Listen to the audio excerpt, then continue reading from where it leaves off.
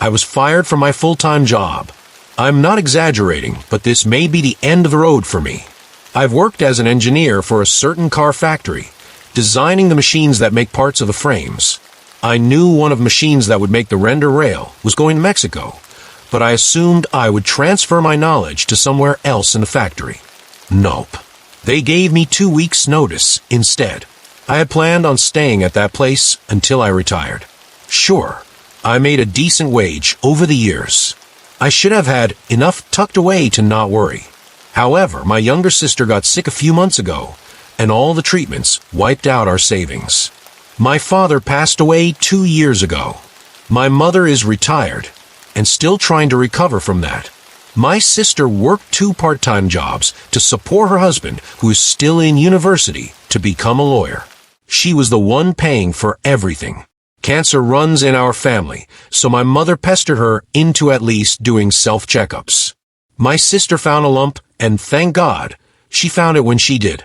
I took all the overtime I could, and worked my ass off to pay for as much as I could for her. And now, my only source of income has dried up. At this point, I will work any job that will take me. The issue is I look way older than I actually am. My sister always said my only good quality was the fact I looked like a handsome, refined, middle-aged man when I turned 20.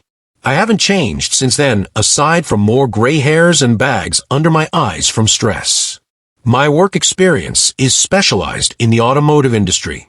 Now all the companies are tightening their belts because no one can afford to buy cars. All the other jobs that don't require a heavy resume have been scooped up by students or anyone who appeared younger than myself. Who would want to hire a washed-up older guy when they had 100 younger ones lined up for an interview? Desperation and self-pity were the reason why I sat waiting for the subway near midnight. I spent the entire day pounding the pavement looking for job leads. When nothing panned out, I went to the bar drinking only enough to get buzzed. I couldn't afford to get drunk. I sat alone silently wondering what I could sell to make fast cash, or what organs I could live without. A thought I had been trying to avoid came to me as I stared ahead listening to the soft buzz of summer insects. I had a good life insurance policy.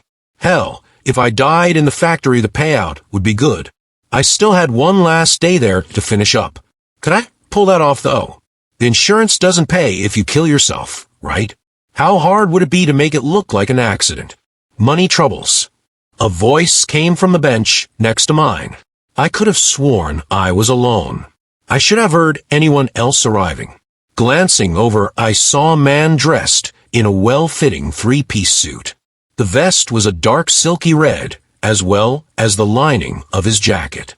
He had a leg up, so he could rest his head against his knee as he met my gaze. It was odd that a guy whose shoes were worth more than my rent asked me about money. His jet black hair shone in the bright subway lights. Something about his eyes made the hair on the back of my neck rise. He must have noticed. A smile crept over his face, and I swear it reached his ears hidden under his long wavy hair. A stupid idea came to me, one I couldn't shake. Are you the devil or something? Here to ask if I'll sell my souls? I half-joked, praying it wasn't true. Nope. Only asking you to sell your body, he said, and gave a playful point and a wink in my direction. I silently got up from the bench and took 2 steps away when he called for me to come back. If I can't find a job, I'll give you a call. I've only been looking for a few days. Do you have a card? I asked him after I turned back around. He rested his chin in his hand, not letting his grin drop. Can your sister wait until you decide to call me? Are you going to go all Breaking Bad on us? The blood in my veins froze. How did this guy know about my sister? I could no longer pass him off as a weirdo in the subway. He knew why I needed money, and how much. I couldn't figure out why. I was a nobody. I wasn't worth anything. Why me? Can't you get someone else? I asked, still in shock over what was going on. You look like a tired 45-year-old man with a mean streak and bad eyes. You're totally one of my top bidders type. She has a weird older guy fetish, and it's hard to find ones that suit her tastes. I frowned at his explanation. Really? There was someone out there attracted to a guy like me? I'm not 45. I corrected. You don't need to be. You just need to look like it and be over 30. The last guy turned out to be 28 after she made an entire creepy shrine to him. When my client found out her new hot crush was younger than her, it took a few months to recover. I would like to avoid that mess, he said with a sigh that made him lose some of the intimidating air. It seems like he's been through a lot. I don't know if I want to deal with her, I said with my arms crossed. I'll do up a contract and send half the earnings to your family when you're sold. It is an auction, but when she sees something she wants, she puts down a huge bid to get it.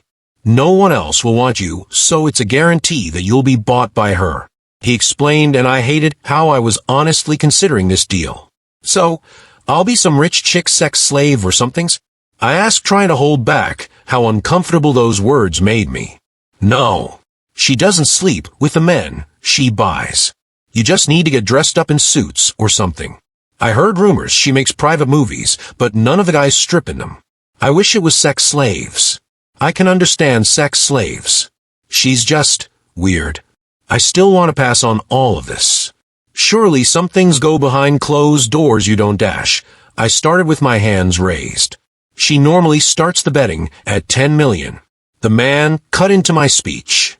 How fast can you make a contract? He was taken aback at how quickly I agreed to sell myself after I heard the amount. 5 million should cover my sister's medical costs. Heck, it should cover all her bills until her husband gets out of school and finally becomes a damn lawyer. I have a car waiting. I'll explain things on the way. He stood up, and I followed after him, my heart beating as I wondered if this was really that good of an idea. If this was for my sister, I didn't care what kind of stupid outfits I needed to wear or what odd fetish this person had. I'm her older brother, and it's my job to take care of her.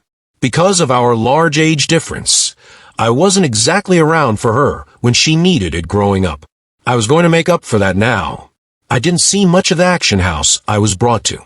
I was taken into a dark, small room crowded with wooden crates. The man wrote out a clear contract we discussed on the way there. There were no underhanded tricks. Nothing was added, and all I needed to do was to sign my life away. Then, I needed to wait for an hour until the auction started. I found it a bit odd how close we were to cutting it time-wise. Did he have his eyes on a few people and I was the only one who agreed? Or did he put off grabbing me off the street until the last minute? They left me with a bottle of water and an old magazine as I waited. An employee finally came to guide me through the back halls and to the stage. He was dressed up as well, but wore a sheet of silk over his face. I wondered how he could see and navigate through all the boxes and items lining the hallway. They didn't handcuff my wrist or anything like that in case I had second thoughts. Judging by the glimpses of the antiques and paintings waiting to be sold, I knew this group had a lot of money at their disposal. Running away would be useless. On the way, the auctioneer told me that the 5 million wasn't even that much for their company. But the woman had been in such a depressed mood for a while it was bringing everyone else down every time she showed up looking for a replacement man for her broken heart. In short, he found her a bit annoying. I heard the sounds of him speaking to the crowd trying to hype up the merchandise as I stood behind a large thick red curtain. My heart started to beat as sweat appeared at my temples. Doubt filled my mind. Would I even be sold? I looked terrible. Stress and lack of sleep bore down on my features. Anyone normal would pay money to stay away from me. I heard the signal to come out behind the curtain and onto the man's stage. The worker gave me a small nod, and I would like to think he smiled under his face covering. The lights were blinding for a few moments. The auctioneer started to explain the reason why I put myself up for sale. I didn't know if a sick sister was enough to get rich people to feel enough pity to up the bid. Finally, my eyes adjusted as I stood on the center of the stage, looking out into the crowd. Something was wrong. At first, I couldn't make out the kind of shapes of the people sitting in the front rows. They wore gowns made of glittering gems and well-woven suits. But their heads weren't right. Were they wearing masks?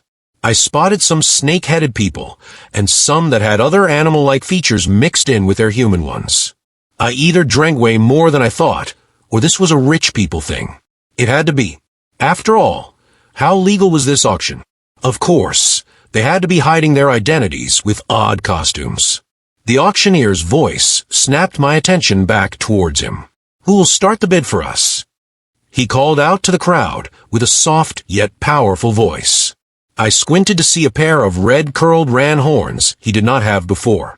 And how he made his legs appear so skinny and goat-like. 40 million. He's perfect. A shrill voice came from the crowd. The bidder had gotten out of her seat and into the alleyway, waving her paddle with a number on it. A few bouts of laughter rippled through the crowd. The guy said that the one who's going to bid on me was a girl. How could anyone tell the gender of that person when they had on such a weird outfit? Long black wavy hair flowed over their entire body, covering the entire face. Any exposed skin was jet black, and she wore a large bagged sweater over top of some ripped jeans. For someone bidding that much money, you would think she could afford better shoes than dirty flip-flops. She was half my height, and with the covered face, it was hard to tell an age. I gave the auctioneer sideways glances, praying this wasn't the person I would get stuck with. He ignored me. If there are no more bids, he said, ready to move on to the next thing. 100 million. I nearly lost my balance at those words. I didn't see who spoke. Murmurs rippled through the room as people tried to figure out if there was a reason why I may be worth that much, and if they should take a risk and bid. When the second bidder came forward, the room fell silent. It was hard to see with the lights in my eyes. The person was large, just massive. The lights dimmed, and a chill ran through the air. I squinted to see better. A dark haze surrounded the figure that stopped in front of a stage, making it impossible to make him out clearly. Any other bids? The auctioneer struggled a little with his words. The person who arrived was a big deal. Even I could figure that much out. Nope. The only thing I love more than a hot old guy is a hot old guy with a monster. The small figure said, and crossed her arms. Sold. My head shot between the stage and into the crowd so fast I almost broke my neck. Monster. All the movement must have made things finally click. I was the only human inside this building. I don't know why it took me so long to realize that. My feet were frozen to the spot as the beast I had just been sold to easily stepped onto the stage. I could do nothing but stand in fear as that huge dark shape came closer, a clawed hand reaching out to take hold. Duke, please pay first. The auctioneer scolded the beast. The hand landed on my shoulder. It was covered in black fur and was as dense as a bear's paw. His other hand was outstretched to pour out countless gems and gold onto the stage as payment. He must have dropped way more than 100 million worth of just uncut gemstones alone. My mouth was dry. I wanted to scream, to run, to do anything. I forced myself to look up to meet the eye of the monster that just bought my future. What I saw was a pair of eyes, so unnatural they might as well belong to the devil. I couldn't describe their color or the twisting shapes of the pupils. Seeing them for a moment caused a primal fear to run through every cell of my body. If I looked at them for long enough, I was certain I would no longer become myself. My brain would be so changed by their influence that I wouldn't even be human. I fainted, which saved my life. For a long while I stayed in the darkness of sleep, trying to avoid the horrors that waited when I opened my eyes again. I didn't want to wake up again. My head hurt like hell, but not from drinking the night before. Was it the night before? How much time passed? I sat up to see where I ended up finding myself in a bed large enough to fit 6 people. The room was gloomy. No other way to describe it.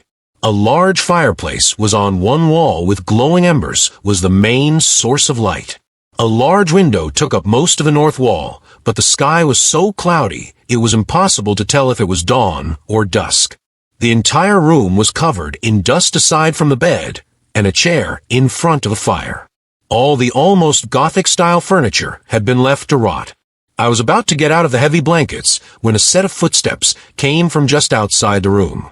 My heart nearly stopped as I had flashes of the fear I felt looking at that creature for a mere moment.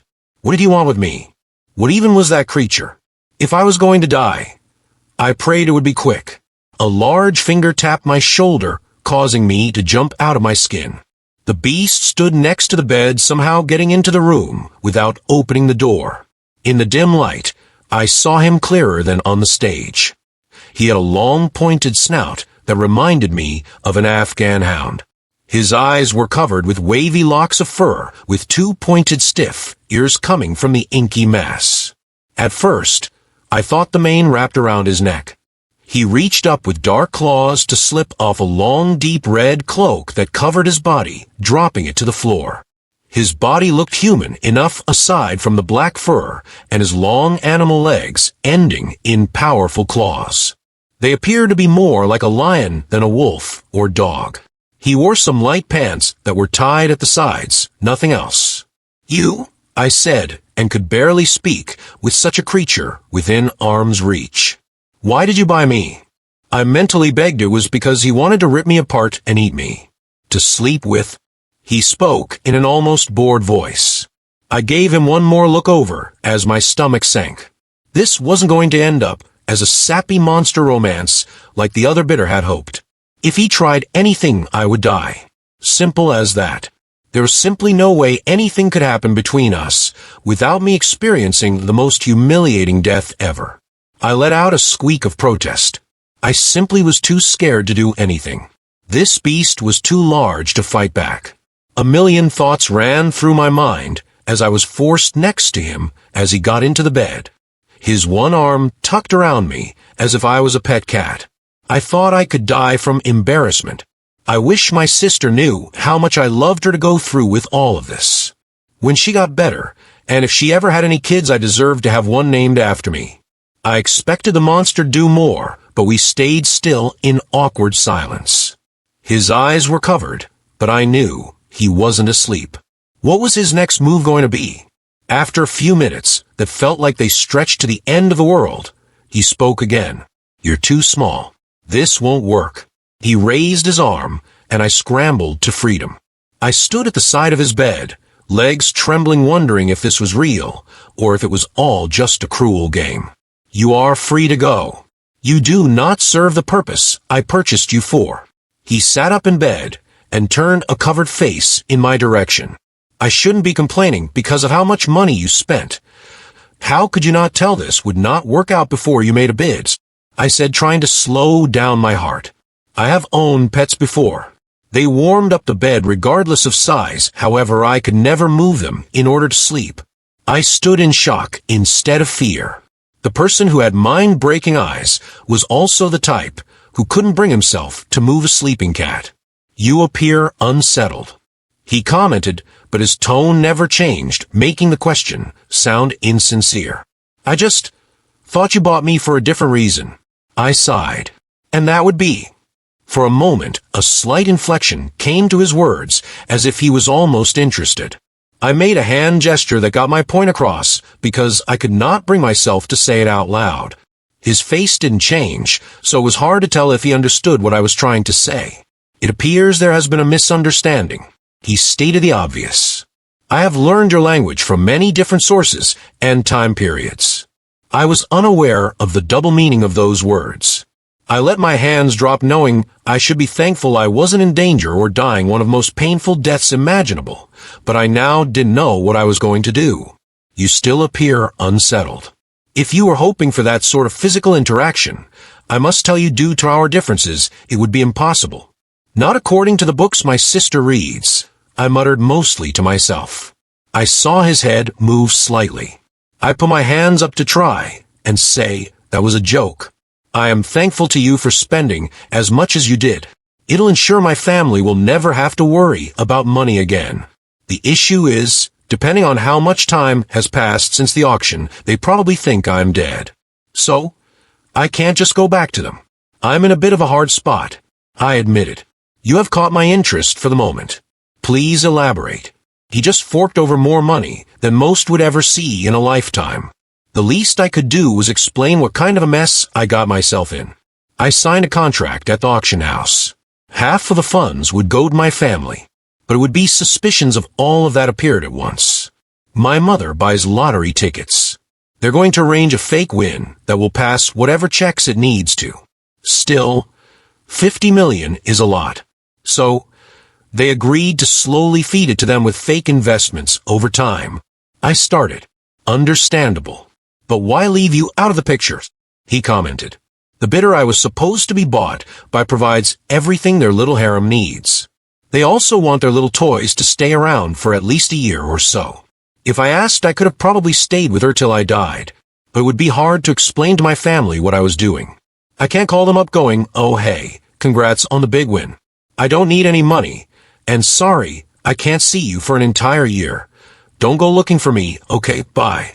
I crossed my arms, feeling an odd heaviness in my chest. Dying is the way to ensure they do not use the winnings looking for you. Was it easy to separate from them like this? I found myself unable to look at him as I gripped the front of my shirt. There's an age difference between me and my little sister. I moved out around the time she was born. It's not as if we're close. I said, as if trying to convince myself. Dying because you have a sister. You can die if you are not close. A slightly interesting thought. I didn't know how many humans he had met before. I bet most of them wouldn't throw their life away for a person they saw 3 times a year. But what life did I even have? I was fated to be stuck in a string of dead-end jobs until I retired. I've never been able to stay in a relationship for more than a few months. I wasn't getting any younger looks-wise. It was easier to just be dead and buried. "What is your name?" he asked, his voice back to sounding bored. "Arvin." He stayed silent for an entire minute. I didn't want to see his eyes again, but I hated how I couldn't read his expression. "Is that a popular name for your species?" Why did that sound like a backhand comment? I kept that thought to myself. "It's on the rise." I shrugged. "What about you?" "I am referred to as the Duke." "Duke of what?" I said, and glanced around the huge half-rotten room. "I have forgotten," he said, and followed my gaze. It is entirely possible I was never a duke. The name stayed due to where I live. Judging by the size of this room, this place must be huge. With introductions out of the way, I started to think about what I should do. Duke said I was free to go. Should I try and go to that female bidder? "You may stay here for the time being. I shall provide a room and stock the kitchen. However, I understand if you would like to start a new life with other humans you require currency. I can pay in gold if you work here. This place is covered in dust. Clean it, and I shall pay you a certain wage by the end of the month, depending on the effort you put forth." That seemed more than fair. Even though he could hand me a few million worth of gold and let me go, he wouldn't. The job Duke gave was easy enough. I had no idea how long it would take to clean this place or to make enough money to start over. I got paid every 2 weeks at my old job. I joked. "I shall pay you a certain wage at the end of 2 weeks, depending on your effort," Duke said without missing a beat. There was definitely a cultural barrier between us. I shouldn't complain. From the looks of things, this was the best outcome I could have hoped for. Create a list of items you require. A bat-like creature delivers to this area. The Duke stood up to pick up his cloak. He walked past and started working on starting a new fire. He had given up trying to sleep for that night. I was told that I could pick out any room to use. I asked if I could have some things from my apartment. As long as I added the items to the list of things he needed to buy, there would be no issue retrieving some of my items. I doubted my family was already clearing out my place. I feel as if I should warn you that a few creatures may arrive here seeking my power. You are human, but should be fine if you keep your wits about you. I didn't like the sound of that. I hadn't gotten a good look at all the other monsters at the auction house. I had the feeling the Duke was a big deal. I didn't know how many creatures would be dumb enough to try to start anything with him. This guy could bring down the entire world with a quick glance if he wanted to. I thanked him, then left the room to look for one suitable enough to claim. This mansion was massive. It made me feel like a mouse running around. I kicked up dust with every step that hurt my throat. How long had he lived alone? And what suddenly motivated him to go to the auction that night? I didn't have a lot of answers, but I knew I had a lot of work ahead of me if I ever wanted to get this place clean. I found a bedroom down the hallway. I took off the first layer of heavy blankets, finding the ones underneath acceptable enough to use. All the clocks had stopped, so I wasn't certain what time it was. My phone ran out of juice. I didn't have a charger on me. Did this place even have outlets? Since I wasn't tired, I got to work cleaning my new bedroom for hours. I took a shower before turning in for the first night. The wind blew so hard outside it rattled the windows. This place felt cold and damp. It took a long while to get warm enough under the blankets to sleep. I found some paper with an old ink-dip pen to make a list of items I needed. I couldn't find the master bedroom again, though. I could have sworn it was just a few dozen doors down from my bedroom. This place was a maze. It took me all morning just to find the stairs to get to the main floor. Duke found me to give some directions to the kitchen because I hadn't eaten since I got there.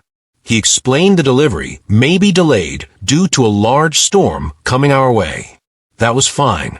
I didn't need the cleaning supplies right away. There were a few kitchens, however the one with any food was down in the cellar. It was dark, so I needed to use an oil lantern so I wouldn't break my neck on the stone stairs.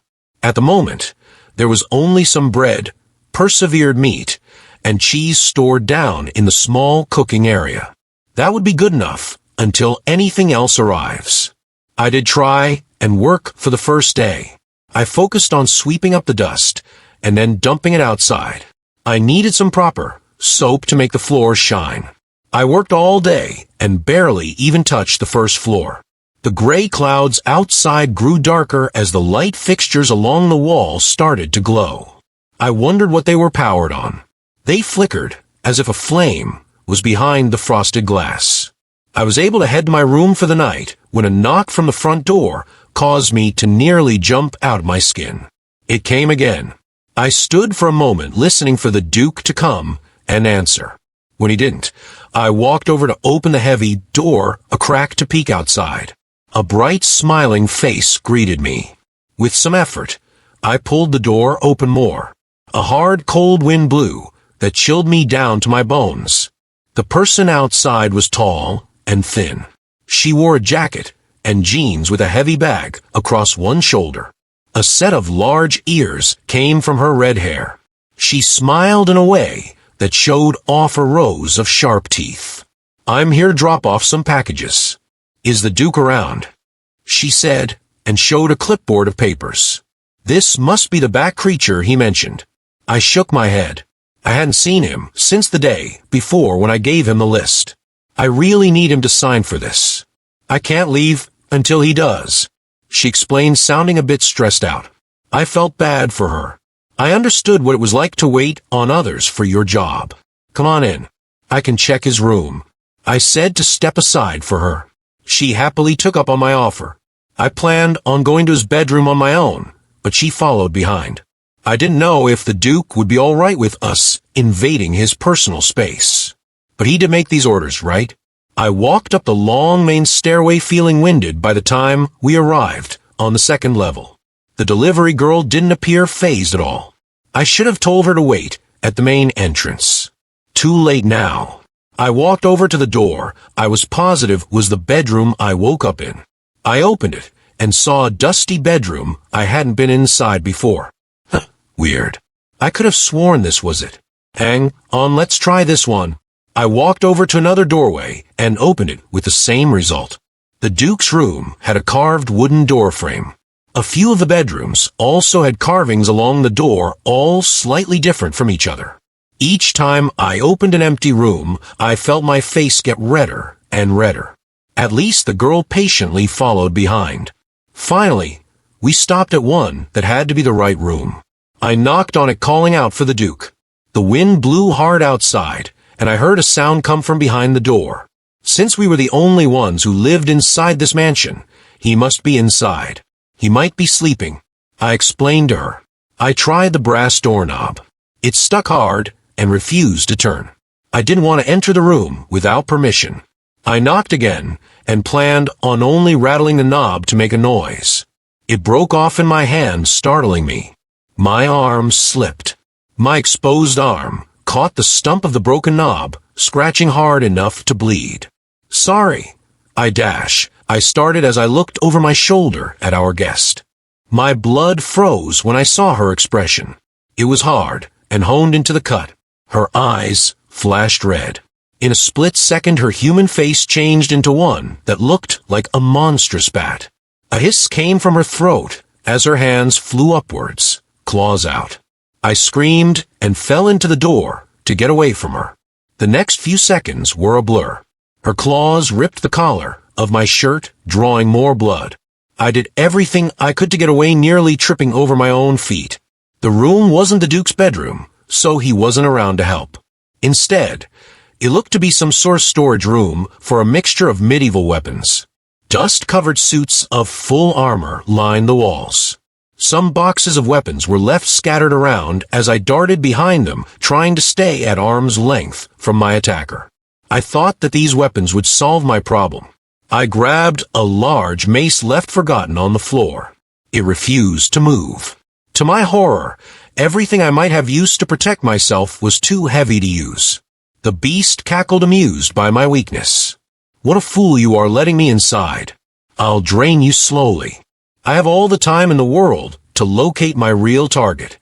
The fact I let this monster inside without a second thought stung a little. I needed to think of a way out of this. My eyes darted around looking for anything useful. As I silently panicked, she clawed at her face, the human skin ripping away to reveal a much larger creature that had been hidden inside. She tore away the last of her disguise. The sight of a stocky bat-like beast now charging in my direction made me screech again and back up hard into a suit of armor.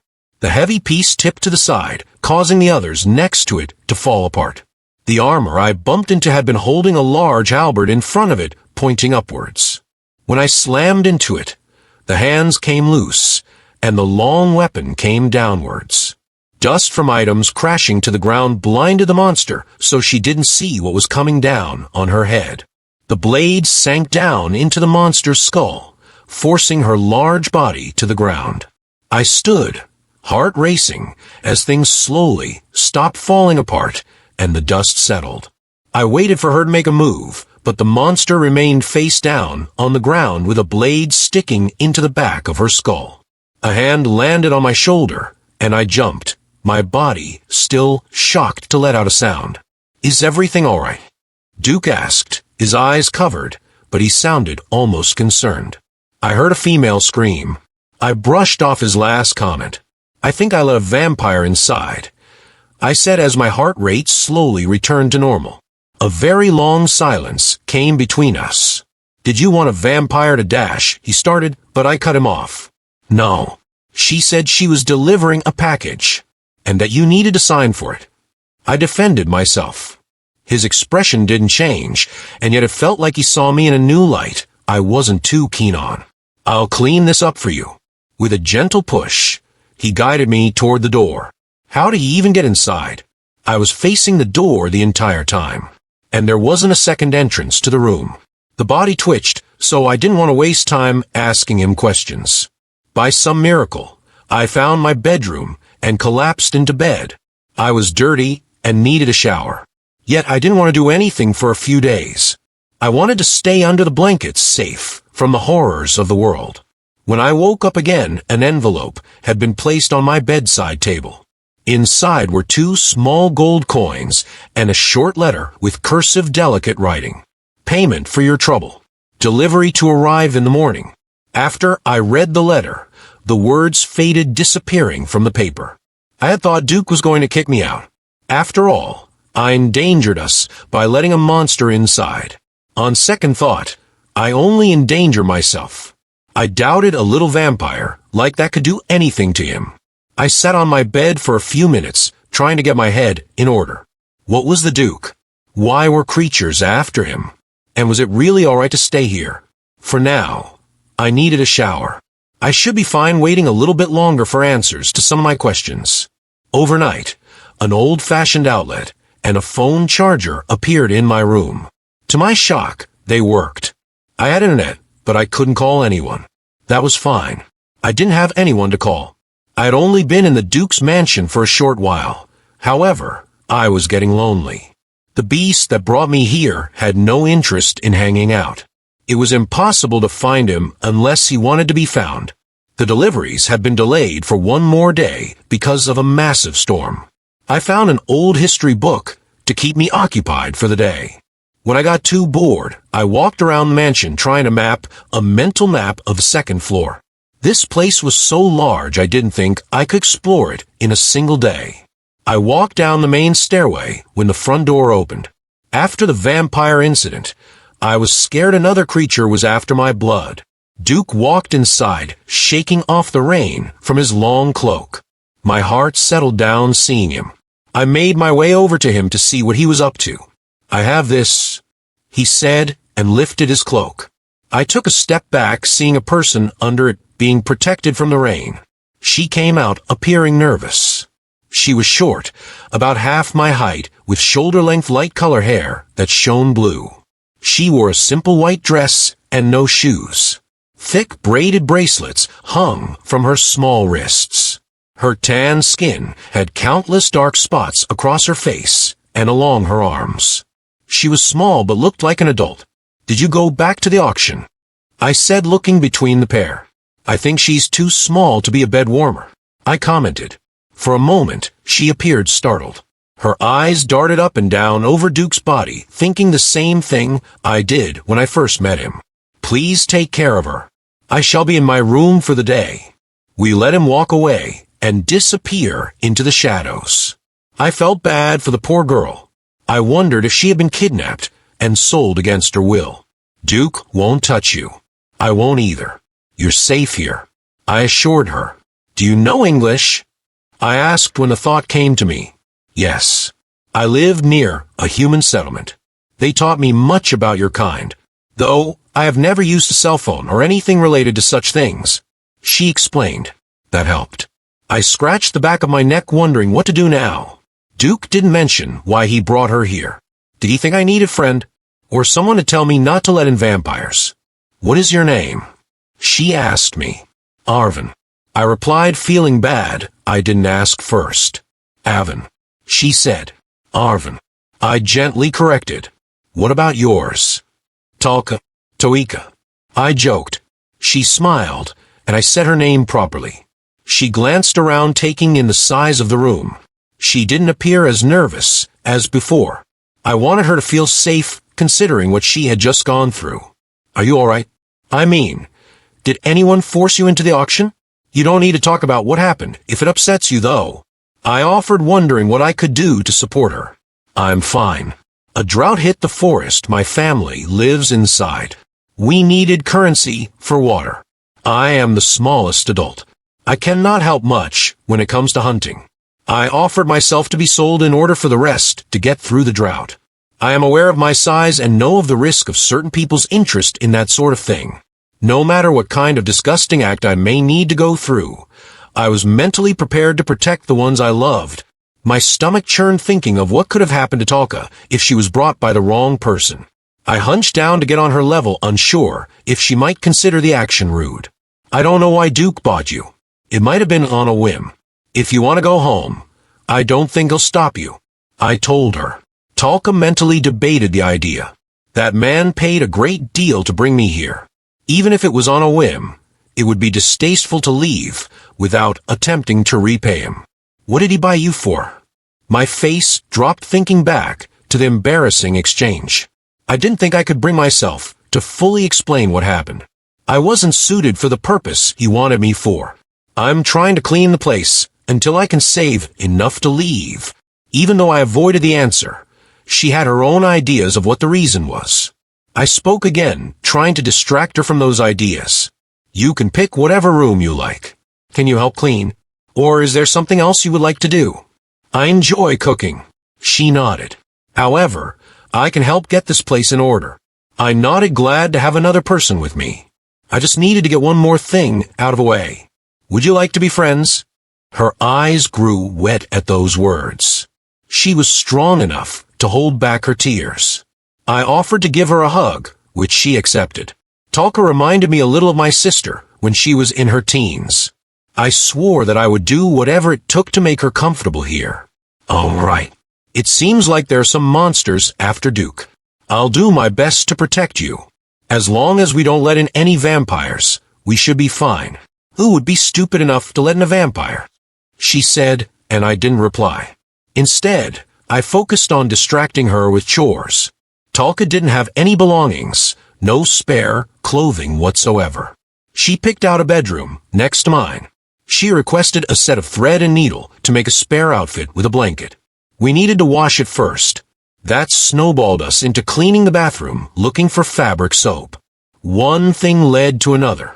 We spent hours washing blankets and sheets in a large bathtub and then putting them outside on a balcony railing to dry because it had finally stopped raining. For dinner, Talka made warm meat and cheese sandwiches, which was a step up from what I'd been eating. The sky started to grow dark, making us decide to stop for the night. I gathered up the blankets, dumping them on Talka's now clean bed. I shut the large window door to the balcony.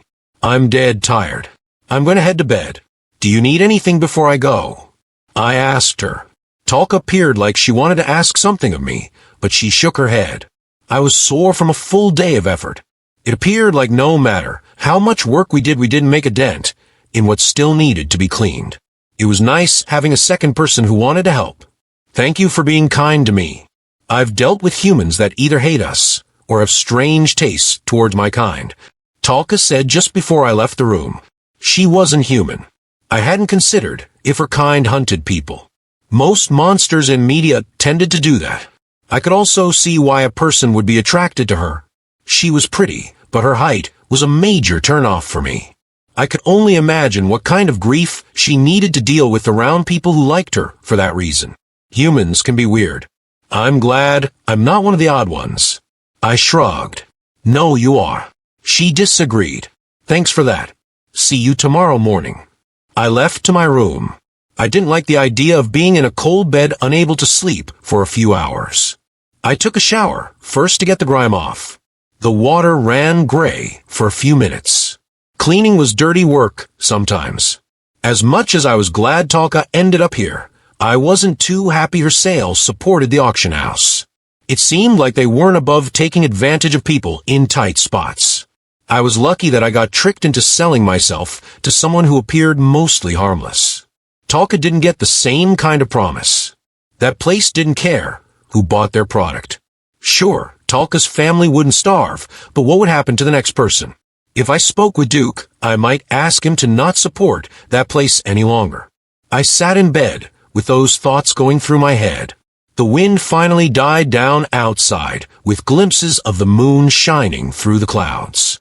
Glancing outside, I thought I saw a dark shape in the night sky. Was that a bird? Did birds fly at night? Owls do, but what else? It appeared to be getting larger the longer I stared at it. When I realized the dark shape was barreling towards a mansion, I shot out of bed to race toward my door. By the time I pulled open Talka's door, the massive shape had landed on her balcony. It forced its way through the balcony doors without any effort because I had forgotten to properly latch them. She ran into me. I took her wrist, then we bolted down the hallway with the new beast hot on our heels. It ran on all fours with large bat wings tucked against its body. It wasn't a vampire. It looked different from the one from yesterday. The monster looked more like a dog mixed with a bat. The mouth stretched from ear to ear. Countless teeth shone in the moonlight. Talka had shorter legs, but she ran faster than I did. She quickly opened a door and grabbed my sleeve to drag me inside. She made us slip behind the door. The monster followed us into the room, sliding a few feet, unable to stop as suddenly as we did. We ran around the door and slammed it, locking the beast in before it recovered. The massive body slammed against the door, but held for the moment. "Let me bite you," Talka said over her shoulder. We raced down the hallway, trying to put more distance away from the threat. I didn't understand why she made such a demand. I wasn't in a position to ask questions. I put out my hand so her sharp teeth could painfully come down on it. She drew blood before I drew away. "Bite me next," she ordered, offering her hand. Why dash? The wind was suddenly knocked from my lungs. The beast crashed through the locked door, breaking it in half. It stood on its back legs and took hold of the broken door before throwing it in our direction. It missed, but the door bounced off the wall and hit me hard in the side. We had been running beside the wooden railing that overlooked the entrance. The force of the blow knocked me over, and I hit the ground hard. Talka jumped after me, crying out my name. I couldn't get up. My head swam with pain, and I thought I saw stars. Her hand was forced into my mouth, and I tasted blood. I felt the impact of the monster landing near us. With some effort, I sat up to see it stand on its back legs, a menacing smile over its gruesome face. How cute. I'll enjoy ripping you apart. It spoke in a raspy, inhuman voice that was hard to understand. How old are you? Talka asked me over her shoulder. The out-of-place question confused the monster enough for it to pause. I sputtered out my age. She nodded and turned her attention back toward the beast. You're my younger brother then. We shared blood. We're family now. I'm not a strong fighter when it comes to my safety. However, I am fierce when I'm protecting my treasure. I didn't get a chance to speak. Talka's form quickly shifted before my eyes. In a split second, she had turned from a small woman to a huge, long animal. She looked like a light blue snow leopard with flaming blue spots. Her paws were larger than my head. Suddenly, this looked like a fair fight. The beast looked as shocked as I felt. It stood his ground for a second. It made a wise choice of turning tail to run. It wasn't fast enough. Talka fell on the creature, claws and teeth easily ripping the body apart. I sat up, watching the scene. I hurt too much to move. I reminded myself to never get on her bad side as I watched the gory scene. She devoured half of the monster's body and finally raised her head. The deep blue eyes landed in my direction, nearly giving me a heart attack. She took a few steps closer. On instinct, I shuffled back. Her body transformed back. However, her clothing didn't come with her. It remained shredded on the floor. I screamed and threw off my shirt for her to hear. She didn't appear to notice my distress. Dark blood seeped through the clothing. Her body was covered with it. It would take forever to scrub it off the floor. I heard a woman scream. A new voice came from above us. Duke appeared from the shadows. His head moved between the half-eaten body of the monster and the two he had bought. Are you two getting along? He asked. We both nodded. Duke reached down to touch the creature's remains. He took a handful of flesh, blood dripping from his claws. A golden color spread from where he touched. The blood turned to small uncut gemstones and gold clattering to the floor.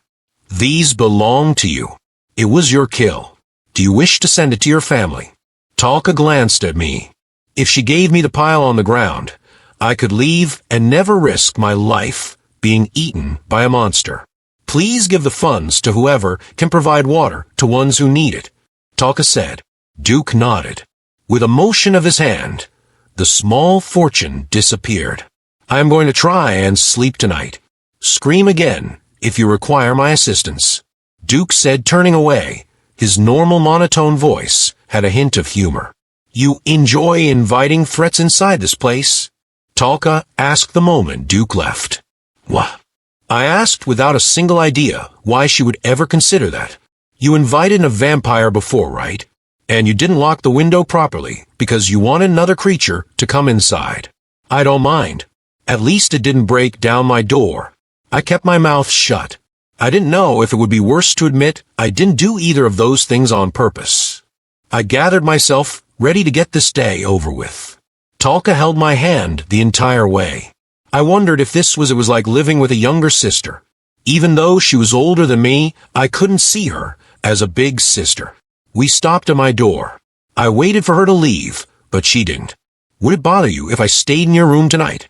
I normally sleep in a room with a few people. I really didn't mind that. She needed to wash the blood off first. I had found a spare large shirt that must have belonged to the Duke at some point. It reached her ankles, and she swam in frills. It was good enough. I thought I would have issues sharing a bed with someone. Turns out, I didn't mind it too much. In fact, it was easier to fall asleep stealing body heat from Talka. She wasn't affected by the terrifying encounter that day. This may be a part of her daily life. I could leave this mansion at any time. I found myself thinking nearly dying every other day wasn't too bad. I was able to meet the delivery creature that hauled over clothing and cleaning supplies. He had a human body, but a bat face covered in soft brown fur. A set of large ears gave him extra height, with a black cap sat snuggled between them. He wore a long black cape that reached his feet. Piles of boxes were at his feet by the time I reached the main door. I didn't know how someone as thin as him could carry so much stuff, let alone fly with them. He helped me bring the boxes inside. His arms were large wings hidden under his cloak. Large claws had no issue handling the stacks of boxes. Thank you for the help. Sorry to make you carry all this, I said, looking over the piles. Easy peasy. He smiled with a set of large teeth. He was friendly, but his teeth were deadly. Since the woods around the mansion were so dense, it was impossible to get food and other supplies to the mansion without using the flying delivery bats. I didn't expect so much stuff to arrive at once. I'm Arvin. I'll try not to order this much next time, I said, and we shook hands. His clawed hand felt odd, but it was not a bad feeling. He was starting to grow on me. I'm Nacho, not Bruce, I commented, without considering he might not understand the reference. I don't want to deal with lawyers, he joked with another wide smile. Nacho reached inside his cloak to pull out a small black notebook with a pen. It was a bit weird seeing someone not entirely human holding a normal set of items. You're human, correct? May I ask you a small favor with an odd hobby of mine? I was about to agree right away before realizing I could be walking into anything. Depending, I said with a raised eyebrow. Since I fly around a lot for work, I meet a great deal of different species. My goal is to kiss all of them at least once, he explained, sharp teeth shining. Oh yeah, I don't mind, I shrugged. I've never been overly interested in dating guys, but then again, I hadn't been overly interested in anyone. Any relationships I got into soon crumbled. I considered dating outside my comfort zone, and yet never got around to it.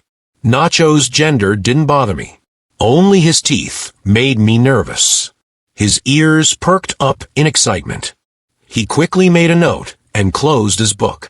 For a moment, I got a little bit nervous. It had been a long while since anyone was this close. It was a quick action without a hint of interest. I expected something a bit more intimate.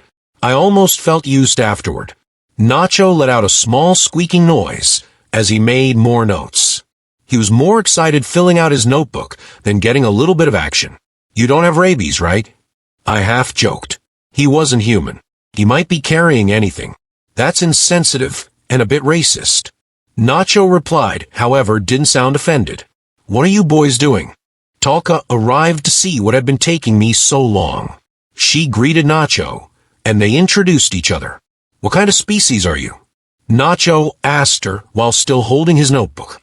That's insensitive and a bit racist, Talka responded. She must have heard the previous conversation and wanted to make a joke. She agreed to let him add her species to his notebook. I suddenly felt a bit protective of her and didn't want to watch them kiss in front of me.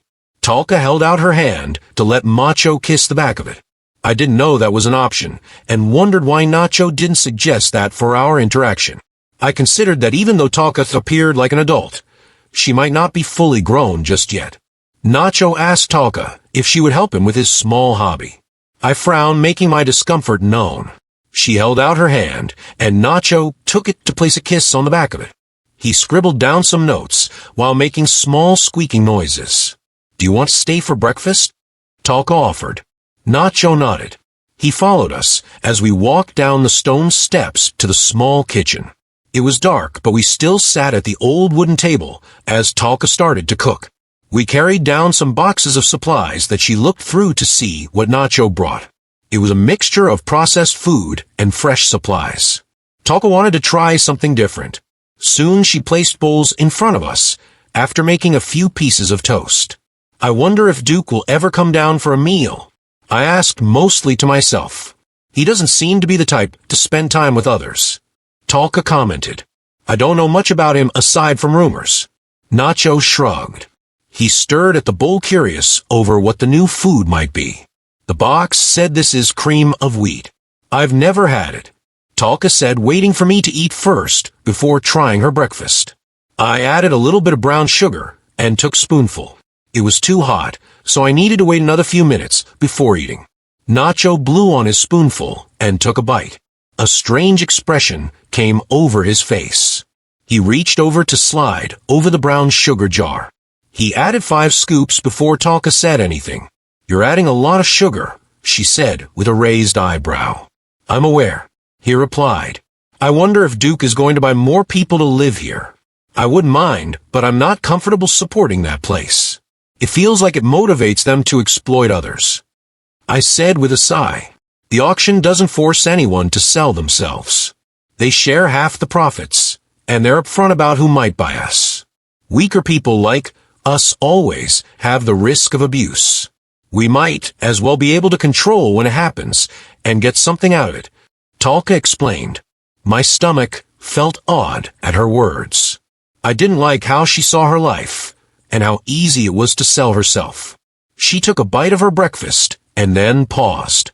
She reached over and took the brown sugar from Nacho. Instead of scooping, she started to pour it directly into the bowl. You're adding a lot of sugar, I pointed out. I'm aware, she replied. Soon her bowl was more wet sugar than cream of wheat. We need more firewood. Our rooms and water are heated by fire. I also need wood for cooking. So, we go through a lot of it. I'll pack us lunch if you want to go out, and collect some with me today, Talka explained. Nacho had finished his breakfast. He took his bowl to the sink to rinse it out. He needed to get back to work. Talka offered to make him a lunch to take with him. I found a jacket and put a water bottle inside the pocket. Talka wrapped herself in a poncho-like blanket as we walked Nacho to the front door. She found large baskets with straps we could use to carry on our backs. Nacho thanked us for taking the time with him. I think he just didn't want to get back to work. He took his cap off and tucked it under his black cape. His form changed slightly. With final goodbye, he kicked off the ground so hard I swear it broke the sound barrier. Dirt and leaves kicked up after he shot into the sky, his cape forming into large wings. I blinked once, and he disappeared. After talking to him, I had forgotten he wasn't human until that second. Talka wasn't surprised at all. She just started to walk down the forest pathway a few feet into the forest. I had yet to see the mansion from the outside. The sky was overcast with dark clouds. The mansion looked more like a castle with countless windows and towers reaching far off into the sky. I would take an army to actually clean this place. Duke probably just gave me a meaningless job to keep me busy. We didn't need to walk far to find firewood. At one point there had been a brick road leading to Duke's mansion. Over time the forest crept over it. Talka placed larger logs into her basket. She let me toss smaller sticks into mine. I think she expected to be out here until lunchtime. However, after a few minutes, we almost had a full basket. We'll do a few trips. Unload these in the main hallway, and then keep gathering more wood. It's better to get it all done in a day. Winter is coming soon. We can't be stuck without warmth, she explained. That made sense. This appeared like it would be a long day even before the trouble started. We had gathered 2 baskets when I paused to take a short break. My back started to hurt from bending over so much. The ground was damp and muddy. It hadn't fully dried yet from the rain. My eyes landed on a pair of tracks in the mud near the buried pathway. I hadn't seen any animals out in the forest, but there must be some. Instead of a paw print, I was staring at tracks left by a human foot, who was walking out here in their bare feet. I turned to ask Talka, only to have panic rise into my throat. I didn't see her. I frantically turned my head in all directions, praying I would find her. I only found a hard fist to my face that knocked me off my feet. A second hit of some sort of blunt weapon knocked the daylights out of me. Hours later, my senses returned. I was on my stomach with my hands tied behind my back. A dull pain throbbed through my brain. Slowly, I sat up to see a large campfire. Small shelters had been built out of leaves and animal skins around the fire. Thankfully, Talka sat beside me, appearing unharmed. A set of paws stopped in front of us. I saw the large wolf's legs first. Looking up, I expected something not human, but I never would have imagined the creature in front of us existed until I saw it. It had the body of a large gray wolf. Where the head should have been was the entire upper half of the body. It was covered with a large beaded blanket, but the torso appeared human, only covered in fur. The face was dog-like, too slim to be a wolf. It had bushy long hair down up in braids. A dogtour. I muttered to myself. It was sort of like a centaur. Instead of a horse body, it was a wolf. And instead of a human body, it had a werewolf torso. Talka raised her eyebrow at my words, wondering if I got brain damage. "What are you to the Duke?" the wolf asked in a husky female voice. I felt a blush came over my face. I wasn't aware I liked taller women, even if they weren't human. Talka had her hands tied as well, but she nudged my shoulder hard with her own. Nothing. He just bought us on a whim, I admitted. There were more of the odd werewolf creatures moving around the small campsite. From the looks of things, the one in front of us was their leader. If you're still living in his space, then he may still be interested in you.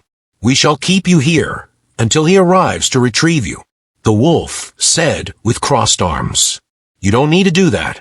I can go back to the mansion and find Duke if you want something from him, I said, trying to get out of here. So far, they hadn't really harmed us. But it was getting cold out, and I wasn't wearing a good enough jacket.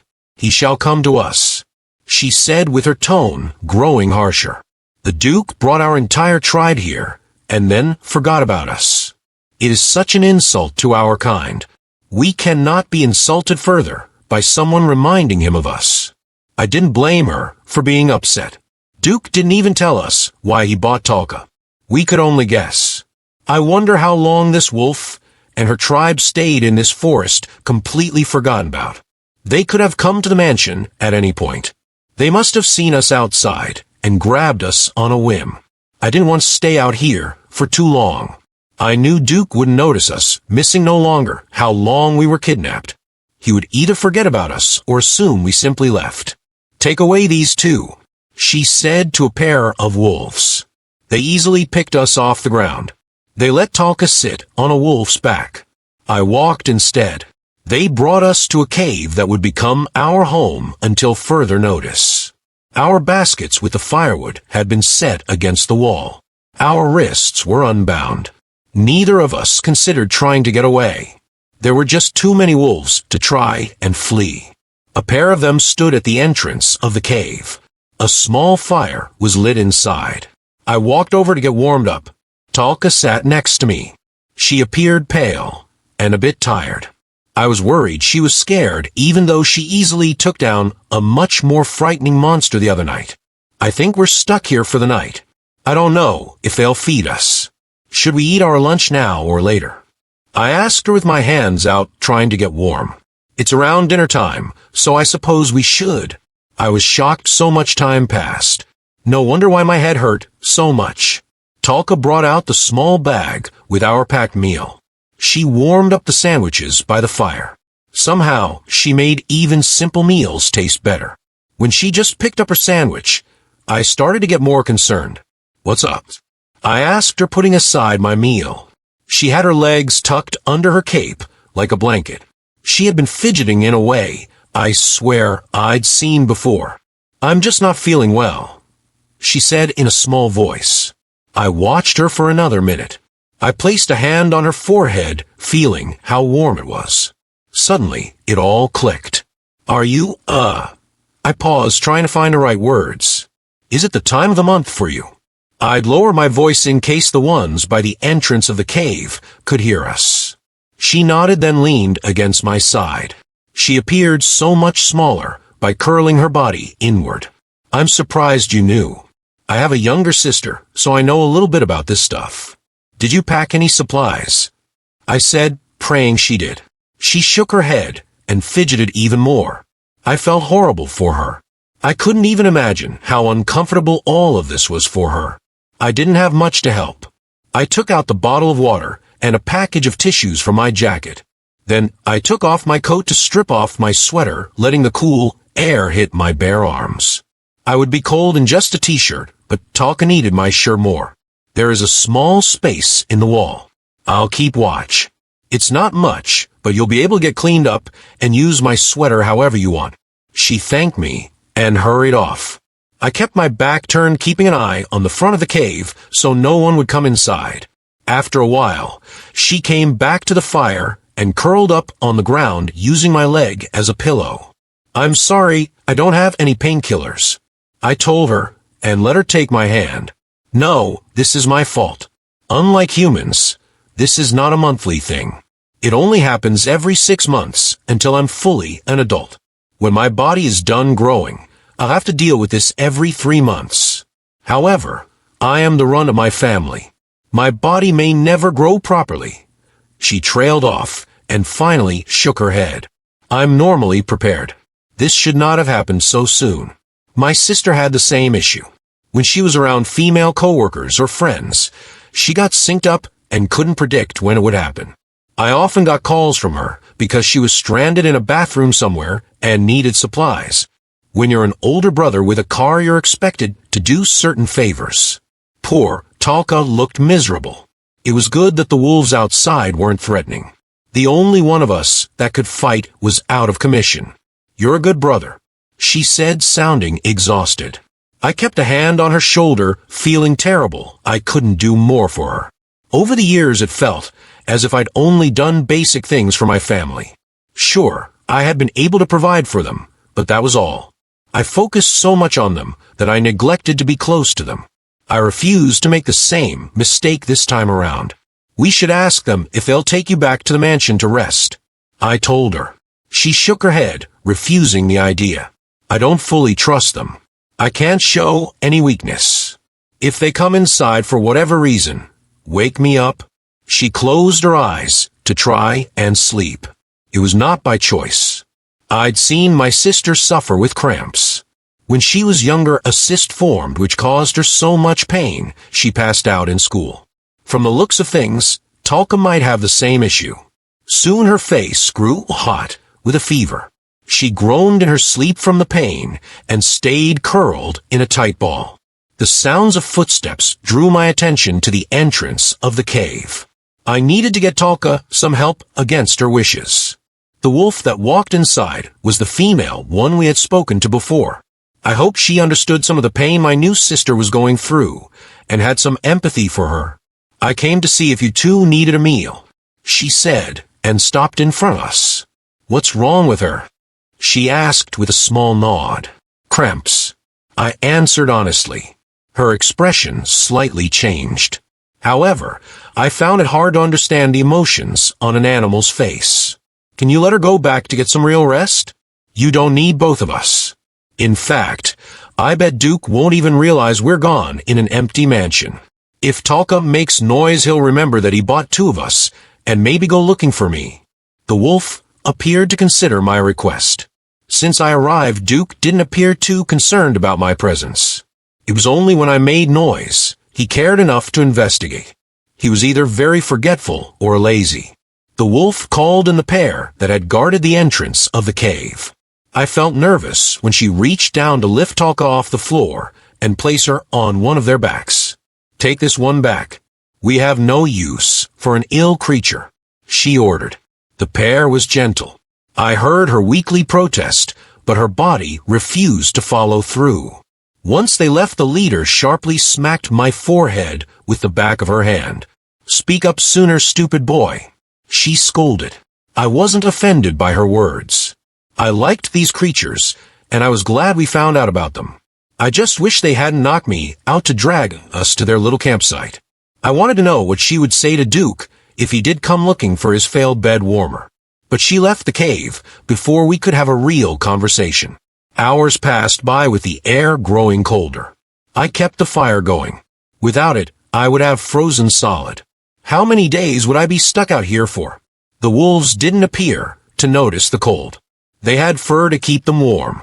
I might die out here if they didn't clue in how delicate humans were. I honestly thought the cold would seal my fate. I had no idea what else lurked inside the woods in the dark. Sounds came from outside. Yelling and cries for help echoed throughout the cave. I debated on what I should do. I might just get in the way. I had no weapons on hand, so I just grabbed the sturdiest stick I could find and peeked outside to the campsite to see what was going on. My chest tightened when a body fell from the trees and by the fire. Each limb was long and thin.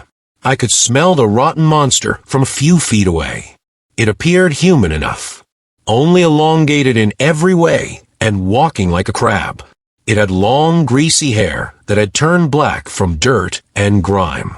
When it raised a head to land a pair of milky, white eyes in my direction, my skin crawled. Within a flash, it crawled my direction, weaving between wolves, trying to stop it. Even after they stabbed long spears into its back, it still tried to keep coming toward me. I ran out of the cave to stand next to the female wolf that had 2 spears, one in each hand. She threw one hard into the trees. A creature fell from the trees, landing hard, with the spear sticking out of its chest. She offered a weapon to me, but was simply too large for my hands to fully wrap around. What are these things? I asked her, my nerves on edge. Not a clue. We have hunted them before. Never in these numbers. She explained. More of those white eyes shone through the dark branches. It was easy to tell that the wolves were outnumbered. The leader requested a smaller weapon. I needed to pull my weight. She handed me a small dagger, which I found hard to hold with sweating palms. Soon the campsite turned into a war zone. Each wolf was swarmed with 2 or 3 of those long monsters clawing at them. No matter how many they took down, more arrived to take their place. Inhuman cackling ripped through the trees as blood spilled onto the cold ground. The leader was busy with 2 creatures at once when one fell on me. I slipped away from the spider-like fingers, slicing them with my borrowed weapon. I darted in close to bring the blade down into the monster's white eyeball, causing the body to fall limp. The handle of the dagger slipped from my grip when the creature fell. It planned to sacrifice itself to take away my only defense. When another rushed in, I could do nothing to stop it from forcing me to the ground. My eyes watered from the smell, and my skin crawled from being so close. Puffs of putrid breath fell over my face, causing bile to rise to the back of my throat. It smiled, showing off rows of uneven needlepoint teeth. It got in close as I thrashed against a steel finger, trying to get away. To my horror, this thing was smelling me. I made eye contact with a pair of dead white eyes, and for a moment, everything fell away. I sank deep in a cold fear that went down to my very soul. These creatures were death itself. Something no human could ever understand. A force of nature we desperately tried to flee from. No matter how much I struggled, my fate had been sealed the moment these things came for my life. Pain tore across my body when it suddenly came down and ripped a set of teeth into my soft flesh. It tore off a piece of my cheek, scratching and tearing the left side of my face. It hurt too much to even scream. Blood rushed down my neck and flowed into the back of my throat. It felt like I would drown in it. With one eye open, I was forced to watch that monster swallow my flesh with a grin. After I'm done with you, I'll take my time with the cute little kitty cat you were with, it whispered in a scratchy voice. My stomach dropped. Was Talk all right? She left before nightfall. Surely these things attacked the camp first, and she was resting at the mansion. I might be a bit of a pushover when it comes to my well-being. After all, I sold myself to support my family. But like my new sister, I fought like hell when it came to protecting something I treasured. Without any hesitation, I shot my head forward to sink my teeth into this foul creature's neck. No matter how much pain I felt, or how much I wanted to throw up, I refused to stop. I bit down hard and tasted rotten thick blood. Within seconds, I ripped away parts of flesh, spitting out the pieces, and went back to do more damage. The thing didn't scream. Instead, it laughed until the body fell limp. I couldn't move with the dead weight on my chest. My vision started to go blurry from the blood loss. I should have died there. I heard voices, but couldn't make out the words. Before I passed out, I felt the dead body get lifted off my own as someone tried to keep me awake. I felt too dizzy. Everything felt so damn cold. I just wanted to sleep. I'm not sure how long I was asleep. When I opened my eyes, I was inside the mansion again, tucked in my new bed. Something felt heavy across my chest. Talka had transformed into her large cat body to keep me warm. She was asleep, and I didn't want to wake her. But I really need to pee. I slipped out from under her massive paws. My knees buckled when I stood up. I forced through the dizziness and pain to make my way to the washroom. I almost didn't make it. After I was finished, a small knock came to the door. "Are you all right?" Talka asked on the other side. I opened my mouth to answer her. My throat was so dry I needed to get a drink of water from the tap before I answered her. "Yeah, I'm a bit cold. I'm going to have a shower to warm up," I told her. I avoided the mirror the entire time I was in the washroom. The water took a few minutes to warm up. I felt too sick to stand, so instead I sat in the tub, letting it full with hot water as the shower ran. There weren't any bandages on my face. The left side hurt, and yet there were no scabs.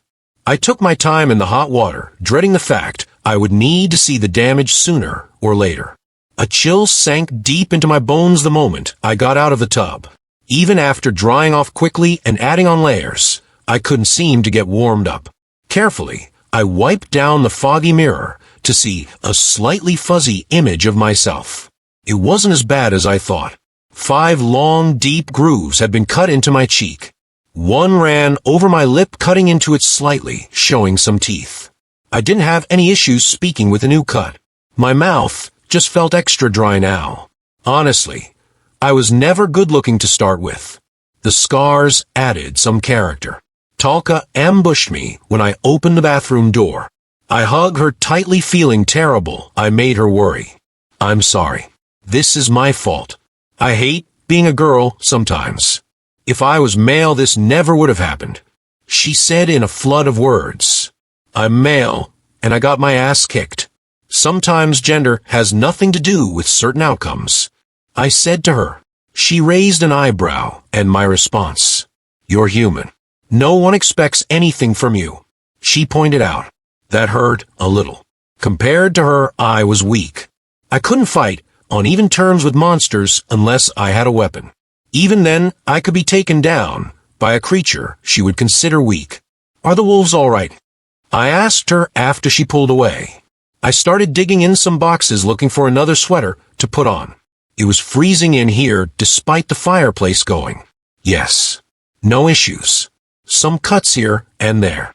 It's a shame those creatures are too foul for them to eat. Such a waste of effort. I felt a little embarrassed about how I was so easily overpowered. Since I saw Duke, I knew I was around monsters. Somehow it all hadn't fully sunk in until that moment. This place was a completely different world than the one I knew. Nightmares and death were just a part of their everyday life. Did Duke ever talk to them? I felt hungry and wanted to go to the kitchen for a hot meal. Talka tried to order me to stay in bed, but I felt restless. We walked together down the hallway, getting caught up on what happened when I was asleep. No, I haven't seen him at all. Not even when the doctor was here, treating your wounds. Maybe he hasn't been in the mansion. Talka shrugged. We should dash. I wasn't paying attention while we walked. We turned a corner only to be face to face with a large suit of dark armor I'd never seen before. Suddenly, seeing a figure in front of me caused my brain to react. I jumped back while letting out a sharp, short scream. Talka paused and waited until I recovered to keep walking. Nacho was playing with things while you were out. I told him to put things back, which he didn't. She explained and pushed the armor closer to the wall. At least she didn't comment on my totally manly reaction. We reached the first floor when another figure met us by the front door. Duke stood almost waiting for us to arrive. His covered eyes landed on me. I felt a chill run down my spine from being under his unseen gaze. "Did you change your hair?" he commented. It did not sound like he was joking. I sighed, too tired to be offended.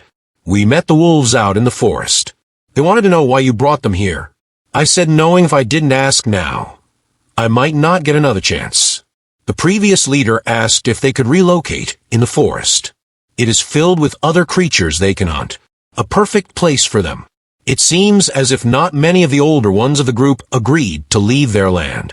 Unless they were bought and forced to move, a fight may have broken out. Duke explained, again sounding bored.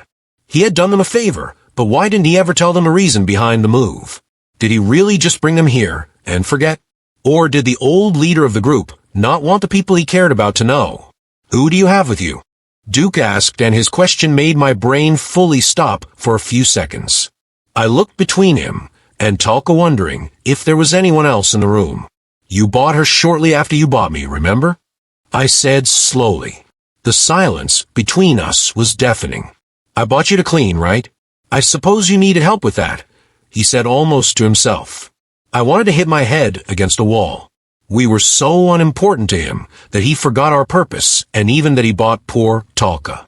She didn't look as if she cared at all. A horrible thought came to my mind.